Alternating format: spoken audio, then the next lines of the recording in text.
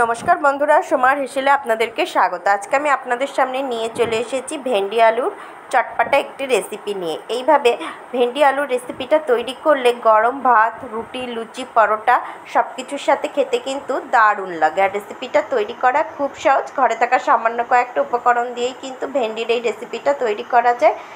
আশা করি রেসিপিটা ভালো লাগবে। ভালো লেগে থাকলে চ্যানেলটি সাবস্ক্রাইব করার অনুরোধ রইল, আর পাশে থাকা বেল নোটিফিকেশনটা অবশ্যই অন করে রাখবেন, তাহলে যখনই কোনো নতুন রেসিপি দেবো তার নোটিফিকেশন আপনাদের কাছে পৌঁছে যাবে। তো চলুন দেখি আমি কিভাবে ভেন্ডি আলুর এই রেসিপিটা তৈরি করেছি।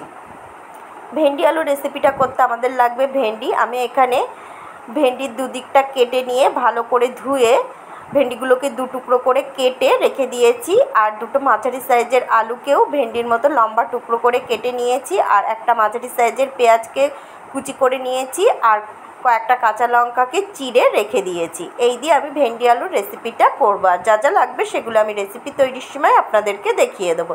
আমি গ্যাসে কড়াই বসিয়ে পরিমাণ মতো সর্ষের তেল দিয়েছি। তেল গরম হয়ে যাওয়ার পরে প্রথমে আমি কেটে রাখা ভেন্ডিগুলো দিয়ে দেবো। ভেন্ডিগুলো দিয়ে আমি ভেন্ডিগুলোকে একটু হালকা করে ভেজে তুলে নেব। এইভাবে যদি ভেন্ডি আর আলু আলাদা করে ভেজে নিয়ে রান্না করা যায় তাহলে কিন্তু খেতে বেশ ভালো লাগে।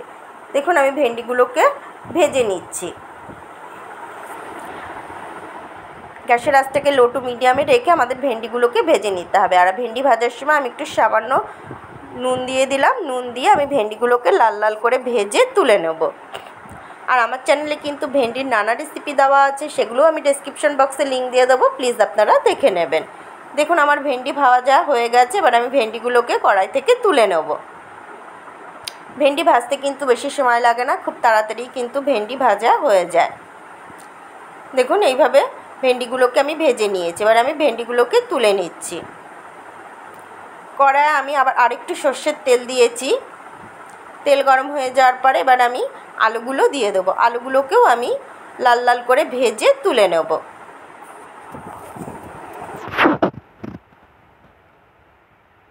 আলুগুলো দিয়ে দিয়েছি। আর আলুগুলো ভাজার সময় আমি একটু পরিমাণ মতো নুন দিয়ে দিলাম। নুন দিয়েও আমি আলুগুলোকে লাল লাল করে ভেজে তুলে নেব। আর এখন কিন্তু বাজারে খুব সুন্দর ভালো ভেন্ডি পাওয়া যাচ্ছে কচি কচি। এই ভেন্ডিগুলো দিয়ে রেসিপিটা তৈরি করলে খেতে কিন্তু বেশ ভালো লাগে। আর আলুগুলো যাতে তাড়াতাড়ি সেদ্ধ হয়ে যায় সেই জন্য আমি একটু ঢাকা দিয়ে দিলাম। 5 মিনিট বাদে ঢাকনাটা সরিয়ে নিচ্ছি। দেখুন আলুতে কিন্তু একটা লাল লাল কালার চলে এসেছে। আর আলু কিন্তু আমার অনেকটা নরমও হয়ে এসেছে। এইভাবে যদি আলুগুলোকে ঢেকে ভাজা যায় তাহলে কিন্তু আলুগুলো তাড়াতাড়ি সেদ্ধ হয়ে যায়। দেখুন আলুগুলোও ভাজা হয়ে গেছে লাল লাল করে। এবার আমি আলুগুলোকেও তেল ঝরিয়ে তুলে নেব। কড়ায় আমি আরেকটু তেল দিয়েছি। এবার এতে আমি ফোড়ন দেব 1/2 টেবিল স্পুন গোটা জিরে।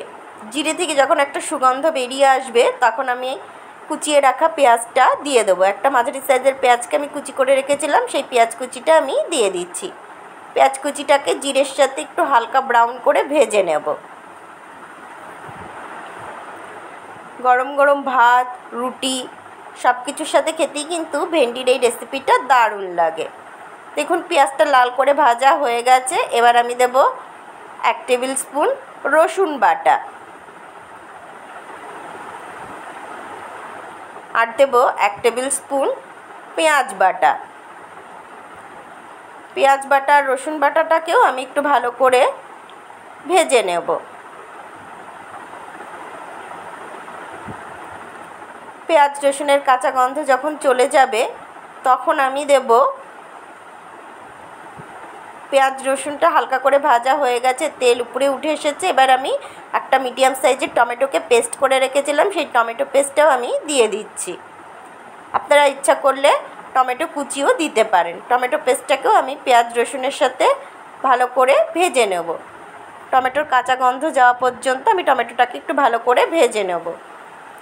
পেঁয়াজ রসুন টমেটো খুব ভালো করে ভাজা হয়ে গেছে। এবার আমি গুঁড়ো মশলা দেবো। হলুদ গুঁড়ো, শুকনো লঙ্কার গুঁড়ো, জিরের গুঁড়ো, ধনের গুঁড়ো, নুন আর সামান্য একটু জল দিয়ে আমি মশলাটাকে খুব ভালো মতো একটু কষিয়ে নেব। যতক্ষণ না তেল উপরে উঠে আসবে ততক্ষণ পর্যন্ত কিন্তু আমি মশলাটাকে খুব ভালো মতো একটু কষিয়ে নেব। মশলা যত ভালো করে কষানো হবে ভেন্ডির টেস্টটা কিন্তু তত বেশি ভালো হবে। তাই মশলা কষানোটার কাজটা আমাদের একটু ধৈর্য ধরে করতে হবে। দেখুন মশলাটা খুব ভালো মতো কষানো হয়ে গেছে, তেল উপরে উঠে এসেছে। এবার আমি প্রথমে আগে ভেজে রাখা আলুগুলো দিয়ে দিলাম। আলুগুলো দিয়ে একটু মশলার সাথে কষিয়ে নেব, পরে আমি ভেন্ডি দেবো, কেননা ভেন্ডি কিন্তু আমাদের ভেজেই অর্ধেকটা সেদ্ধ হয়েই গেছে। আলুগুলোকে আমি একটু মশলার সাথে ভালো মতো কষিয়ে নিচ্ছি। আর এই সময় আমি একটা কাঁচা লঙ্কা আর পাকা লঙ্কা দিয়ে দিলাম, এতে দারুণ সুন্দর কিন্তু ফ্লেভার হবে একটা তরকারির মধ্যে। খুব ভালো মতো আমি মশলার সাথে আলুটাকে কষিয়ে নিচ্ছি। আলুর সাথে মশলাটা ভালো মতো কষানো হয়ে গেছে। এবার আমি ভেজে রাখা ভেন্ডিগুলো দিয়ে দেবো। ভেন্ডিগুলো দিয়েও আমি মশলার সাথে খুব ভালো মতো কষিয়ে নেব। চটজলদি কিন্তু রেসিপিটা হয়ে যায় আর খেতে কিন্তু দারুণ লাগে। আলু, ভেন্ডি, মশলা সব কিছুকে আমি ভালো মতো একটু কষিয়ে নিচ্ছি।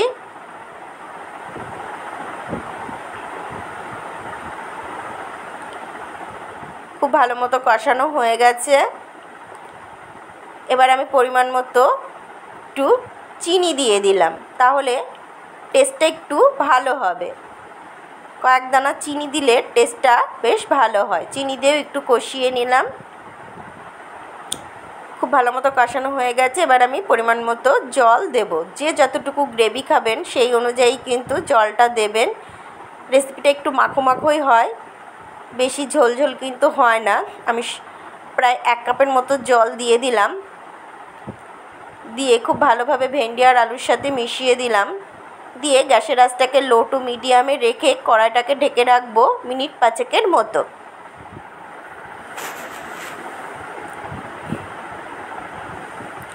মিনিট 5 বাদে আমি ঢাকনাটা সরিয়ে নিচ্ছি।